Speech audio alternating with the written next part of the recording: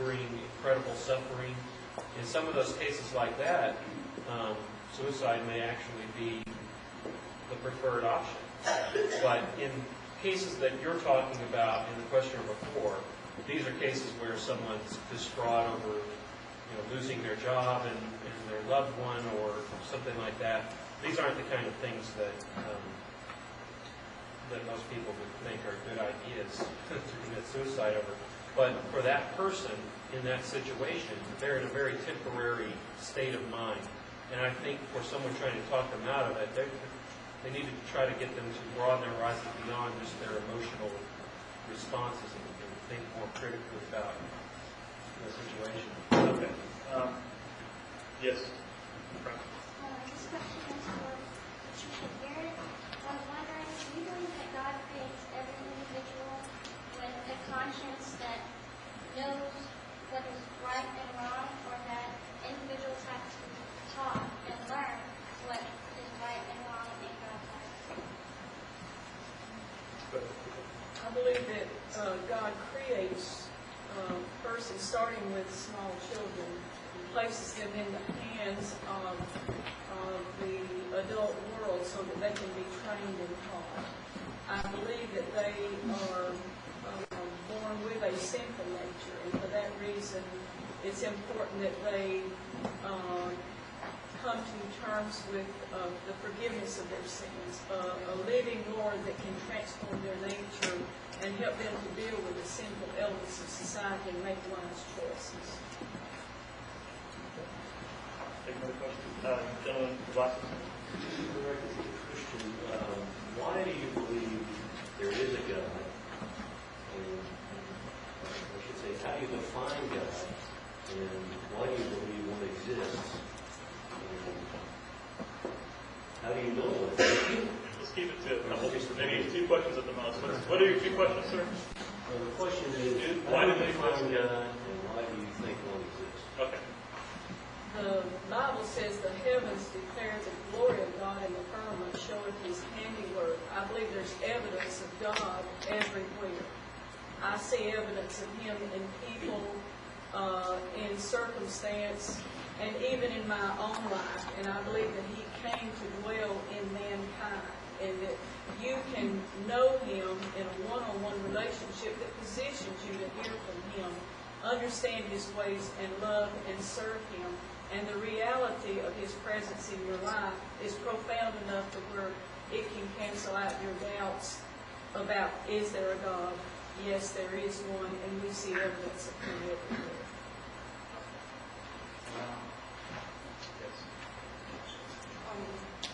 We believe that, I believe that God inspired the writing of the Bible, and as Muslims and Christians, we live our lives by the laws that God and Jesus gave us.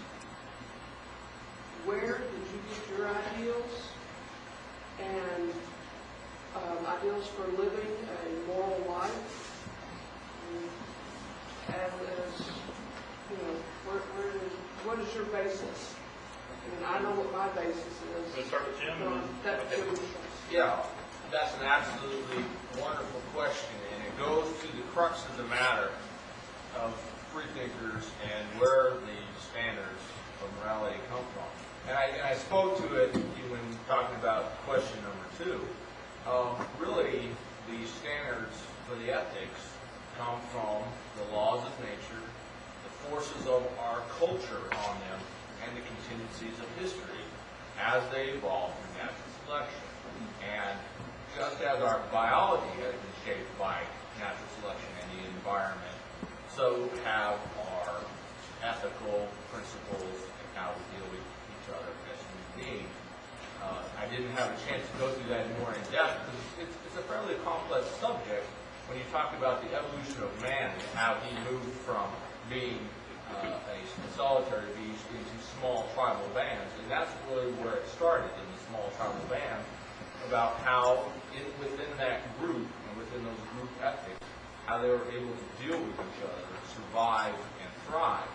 And that is really the basis of where my belief of the ethical standards of humanity has come from, is it has its roots in those tribal bands of 100 and 200,000 years ago, and then worked its way through history of our, like I say, the forces of the culture and contingencies of historical events. So you say a lot of it comes from society around us and asking you to... Well, no, I wouldn't say that it comes from society. I say it comes from the standards by which we needed to survive throughout the hundreds of thousands of years of evolution.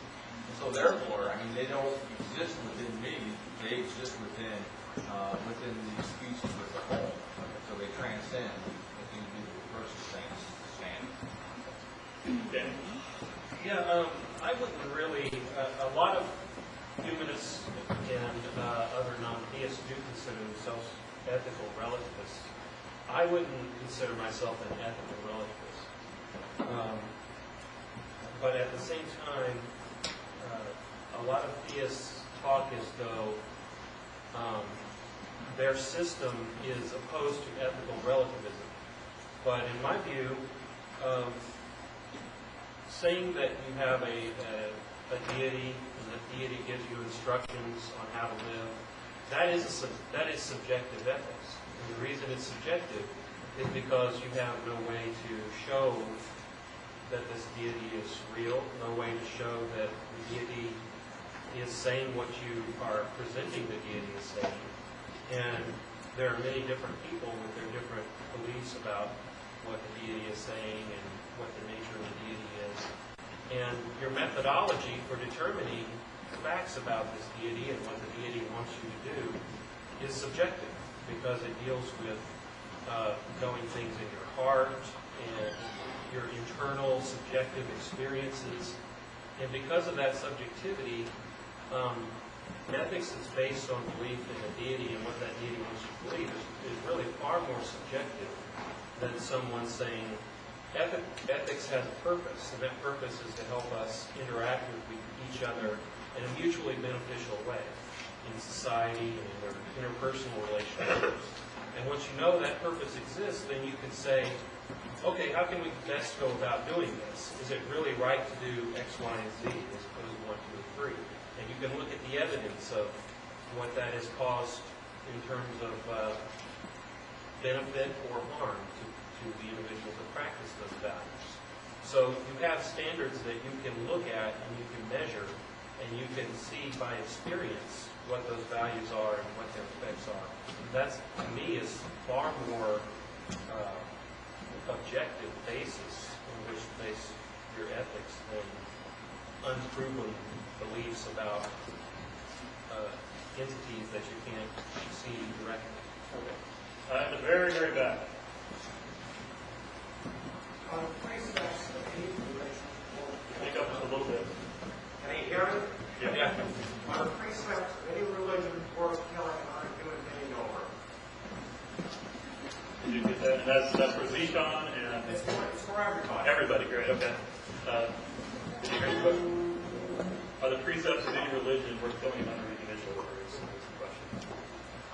Yeah, I would say that there are situations where killing is acceptable, but I would say I would not be willing to kill over the fundamentals of free thought. So I think the answer to the question is no. Okay. Zishan? No, just because there's a difference of opinion doesn't mean you're not entitled to a free life. Yeah. Tracy? Life and death is in the Lord's hands, and I would hesitate to take a life personally unless there was a circumstance beyond my control where there was setting that required a performance of duty to preserve something that was another life or more lives. And so I think that is such a complicated question. You have to know the constraints of what was involved in it to be able to answer. And then? I actually think that there are possibly some religious precepts, even if we're just speaking in hypothetical terms, that would justify killing, and that's their problem. If you have beliefs that say everything